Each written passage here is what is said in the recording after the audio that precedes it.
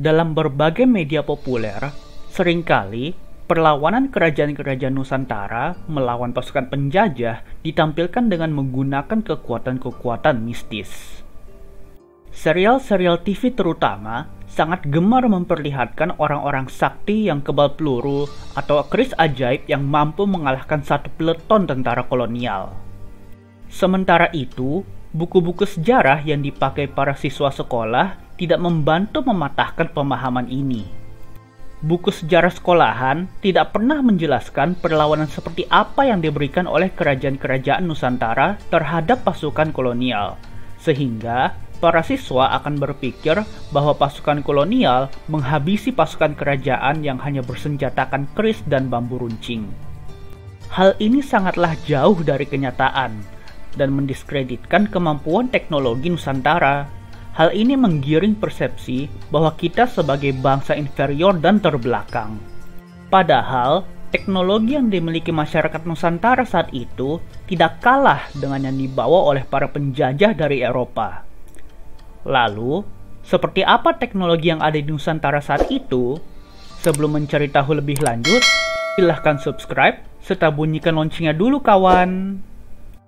Perlawanan kerajaan-kerajaan Nusantara terhadap pasukan kolonial tidak berat sebelah. Persenjataan yang dimiliki kerajaan-kerajaan Nusantara setara dengan yang dimiliki pasukan kolonial. Bedil dilawan dengan bedil, meriam dilawan dengan meriam. Memangnya, dari mana kerajaan-kerajaan Nusantara mendapatkan meriam? Pasti kalian bertanya seperti itu. Pertanyaan tersebut akan saya balas dengan pertanyaan baru. Kalian pikir bagaimana cara Majapahit dapat menguasai hampir seluruh Nusantara? Tentu saja dengan teknologi persenjataan dan perkapalan yang canggih.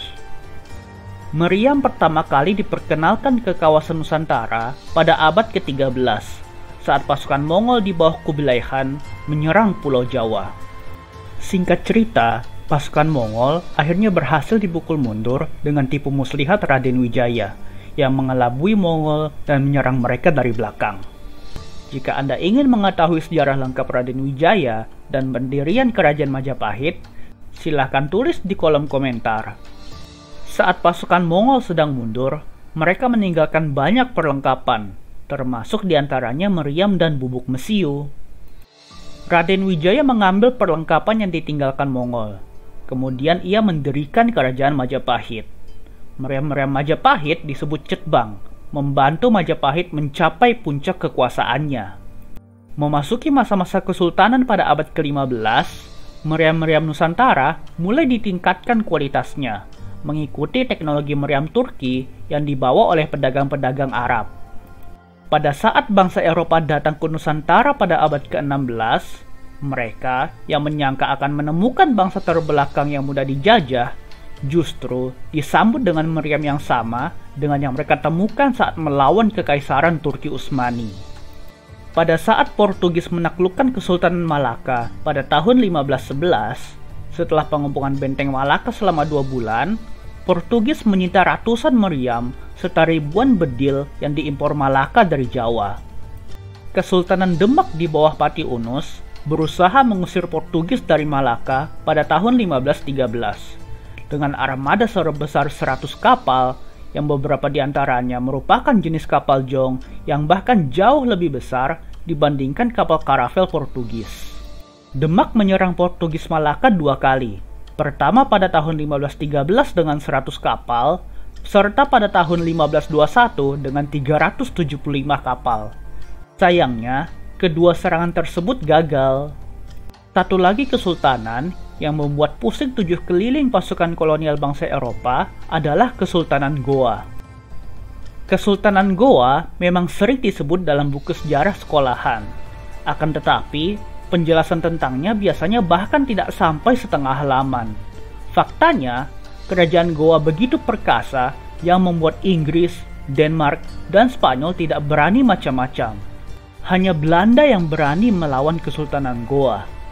Belanda yang saat itu masih menggunakan bendera VOC, sangat kesulitan melawan Kesultanan Goa secara politik, diplomasi, maupun ekonomi. Karena itu, Belanda pada akhirnya memilih konfrontasi militer. walaupun mengetahui kekuatan armada Goa dan kekokohan benteng Somba Opu. Perang Goa VOC berlangsung selama 2 tahun, dan Belanda seringkali dipukul mundur oleh meriam-meriam dari benteng Somba Opu, terutama meriam besar bernama Anak Makassar yang sangat ditakuti oleh Belanda karena kekuatan eksplosifnya yang hampir menenggelamkan sebuah kapal Belanda. Kekalahan Goa terjadi ketika kerajaan Bone memberontak terhadap Goa, yang tentu saja akibat tipu muslihat Belanda.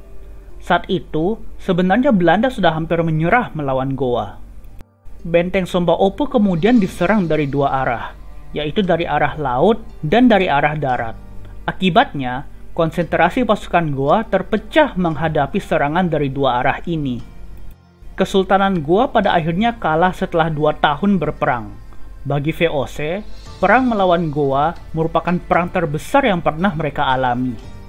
Sebenarnya, masih banyak lagi perlawanan-perlawanan hebat yang dilancarkan oleh kerajaan-kerajaan Nusantara. Mereka menggunakan kapal, meriam, dan bedil yang membuat pasukan kolonial Eropa kewalahan. Inilah alasan mengapa di Asia, kolonialisasi membutuhkan waktu yang jauh lebih lama dibandingkan di Amerika atau Afrika, karena bangsa Asia juga memiliki senjata api. Lalu, kalau memang Nusantara memiliki senjata api yang setara dengan bangsa Eropa, mengapa pada akhirnya kalah? Jawabannya sederhana, strategi dan pengalaman. Bangsa Eropa selama beratus-ratus tahun saling berperang satu sama lain, dan pengalaman berperang inilah yang mereka bawa saat menjajah bangsa-bangsa lain. Perang dalam skala besar dan frekuensi tinggi sangat jarang terjadi di Nusantara, karena mayoritas permasalahan antar kerajaan biasanya diselesaikan dengan musyawarah. Itulah mengapa kerajaan-kerajaan Nusantara pada akhirnya kalah dengan bangsa Eropa. Meskipun memiliki persenjataan yang setara, namun bangsa Eropa lebih berpengalaman dalam strategi perang. Semoga video ini dapat mencerahkan dan memperbaiki cara pandang Anda mengenai perlawanan kerajaan Nusantara.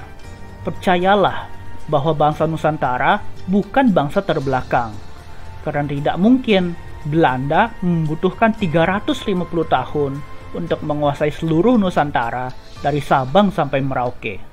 Silahkan tulis komentar Anda dan jangan lupa subscribe.